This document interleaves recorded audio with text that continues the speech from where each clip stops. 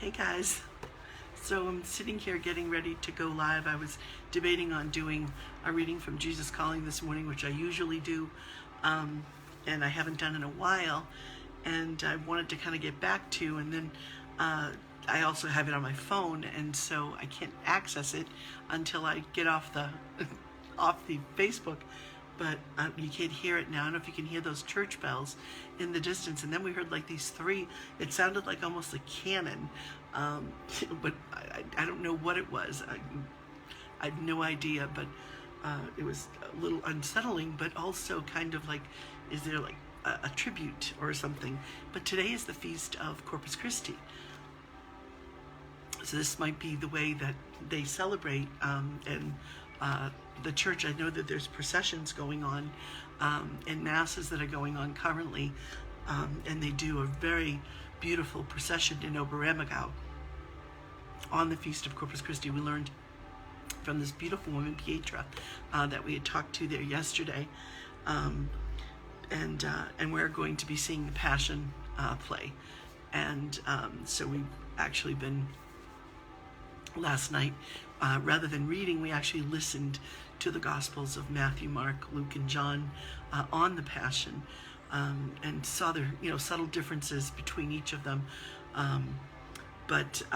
So anyway, I was reading from this book, which is it's a devotional on Hinds Feet on High Places by Hannah Hunnard, and this devotional is by apparently Darren Cooper, but it has the scripture I was just reading, which is just so beautiful.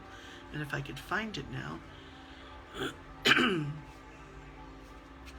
So here it's from the Song of Songs. It's actually Canticles 1:1-6. The Song of Songs, the loveliest song.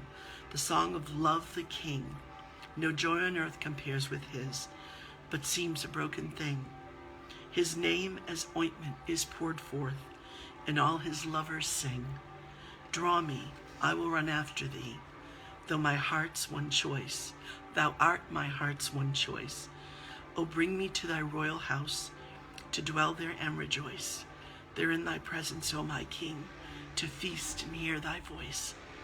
Look not upon me with contempt, though soiled and marred I be. The King found me, an outcast thing, and set his love on me. I shall be perfected by love, made fair as day to see. Wow, that's powerful. And that's Canticles 1:1-6. And it kind of makes me think of the Passion of Christ, and how much he loves me, how much he loves you, how much he loves each of us, that he endured the suffering that he did, that he took it all for us, for me, for my sins, for my inequities, for all the things that I have done and continue to do that are not pleasing to him. But in the end, he loves me. He loves me so much, and he loves each of us, because we're not defined by those things that take us away from him. I don't believe that. I believe that we're defined by the things that we do that draw us closer. And that's what this whole pilgrimage is an opportunity to draw closer to Christ, an opportunity to draw deeper and deeper into that intimate and personal relationship with him, which without that, I can't sustain a thing. I actually had a really difficult night last night.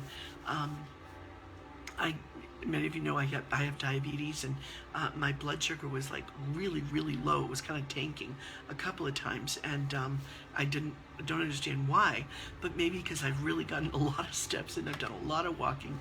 I've been eating really pretty healthy for the most part, and not really snacking in between meals, and doing some healthier things. So you'd think it would have been easier and be a more healthy path for me, but for whatever reason, my blood levels were really, really low, and the alarms were going off saying, "Hey, you're like critical, girl."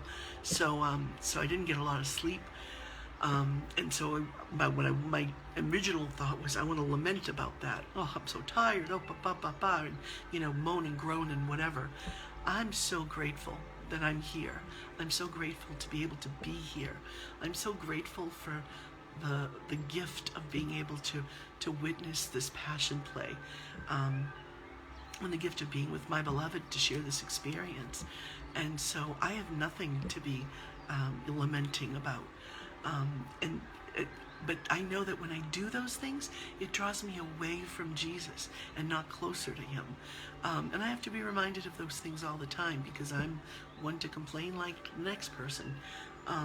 But I'm trying to see that in a different way, or I'm trying to turn my attention to being more grateful and more positive, and looking at things through different eyes. I love those church bells. You can hear them. I'm hoping you can hear them in the distance, and I'm hoping that you can see in the distance. I don't know if I touch on that, if it'll bring it more into focus, but those are the Alps. Those are the Swiss Alps back there. It's just so incredibly beautiful. We are in such a picturesque place, and God's majesty is everywhere, and it will certainly be present today in every way, as we journey through his passion, as we journey through those days leading up to his crucifixion, which is such a powerful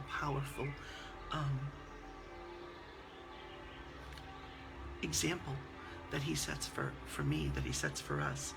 And so I don't want to ramble on and on, but I just wanted to share that beautiful reading, because it really touched my heart.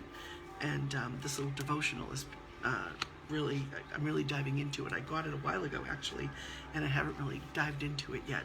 So I decided to bring it on this trip, and with some journaling, kind of get into it. And I wanted to share that one. So I hope that you have a blessed and a beautiful day. I hope that everything today, the great things that happen and the not so great things, are an opportunity to draw closer to the Lord, to draw closer and deeper into a relationship with him. And above all things, my friends, I pray that you find joy in the journey, every step of the way. God bless you.